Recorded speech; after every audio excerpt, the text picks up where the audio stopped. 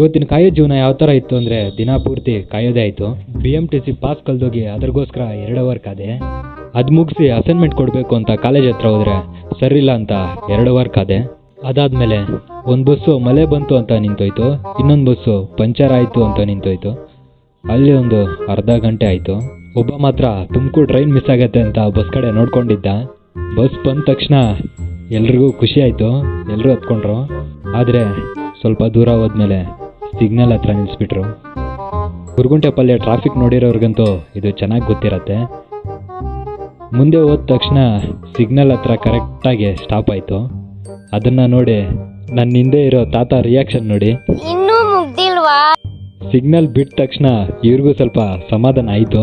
ಇವರು ಸಹ ನಂತರ 3 ಬಸ್ ಚೇಂಜ್ ಮಾಡಿರೋ ಕ್ಲೈಂಟು.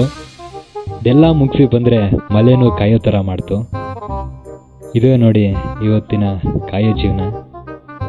ಈ ವಿಡಿಯೋನ ಲಾಸ್ಟ್ವರೆಗೂ ಕಾದು ನೋಡಿದ್ದಕ್ಕೆ ನಿಮಗೂ ಥ್ಯಾಂಕ್ಸ್. ನೆಕ್ಸ್ಟ್ ವಿಡಿಯೋಲಿ ಸಿಗೋಣ.